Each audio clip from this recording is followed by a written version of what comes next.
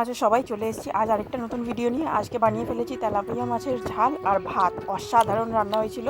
আর আজকে কেন বানালাম, পকেটে টাকা না থাকলে যা হয় আর কি, বাজারে ঘুরতে ঘুরতে সস্তায় মাছ খুঁজতে খুঁজতে পেয়ে গেলাম একটা তেলাপিয়া মাছ, কম দামে নিয়ে চলে এলাম। কিন্তু মাছটা ছিল খুবই টাটকা। তো আমি কেটে বেছে নিয়ে পরিষ্কার করে নিয়েছি। আমি এখানে নিয়ে নিয়েছি মাছটা রান্না করার জন্য পেঁয়াজ কুচি, টমেটো, লঙ্কা, কাঁচা লঙ্কা নিয়েছি।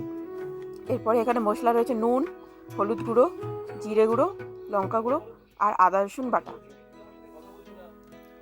এখানে রান্না করার জন্য যা যা লাগবে সব জোগাড় করে নিয়েছি। চলো আর বেশি দেরি না করে রান্নাটা শুরু করা যাক। আমি প্রথমেই মাছে নুন হলুদ মাখিয়ে নিচ্ছি। নুন হলুদটা ভালোভাবে মাখাতে হবে যাতে প্রত্যেকটা মাছে ভালোভাবে নুন হলুদ ঢুকে যায়। এরপরে কড়াইতে তেল গরম করতে দিয়েছি, মাছগুলোকে এক এক করে ছেড়ে দেবো।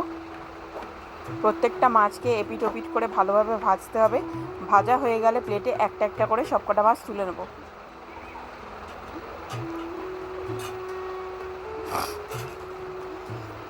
এরপরে যে মাছ ভাজার তেলটা ছিল তাতে একটু সামান্য তেল অ্যাড করেছি। এরপর এর মধ্যে আমি পেঁয়াজ কুচিগুলো দিয়ে দিচ্ছি। পেঁয়াজ কুচিগুলো একটু লাল লাল করে ভেজে নেব। পেঁয়াজটা ভাজা হয়ে যাওয়ার পর এর মধ্যে দিয়ে দেবো টমেটো কুচি।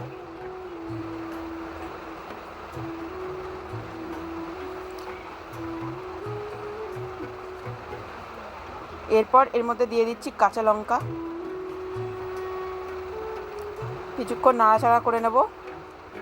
করে নিয়ে এর মধ্যে সব মশলাগুলো দেবো, যেমন হলুদ গুঁড়ো দিয়ে দিচ্ছি পরিমাণ মতন, নুন দিয়ে দিচ্ছি, এরপর দিচ্ছি জিরে গুঁড়ো, লঙ্কা গুঁড়ো আর আদা রসুনের পেস্ট।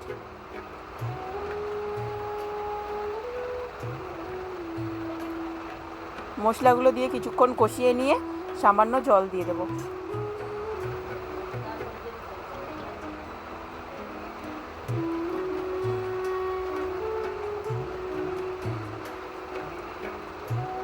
এরপরে কিছুক্ষণ ফোটাবো। একটু ফুটে এলে এর মধ্যে মাছগুলোকে এক এক করে ছেড়ে দেবো। ঝোল ফুটছে, ঢাকা দিয়ে দিলাম। কিছুক্ষণ 5-10 মিনিট রাখার পর আমি এটাকে খুলে নেব। একটু ঝোলটা কমে এসছে, মাছগুলোতে ভালোভাবে ঝোলটা ঢোকানোর জন্য মাছগুলোকে উল্টে পাল্টে দেবো।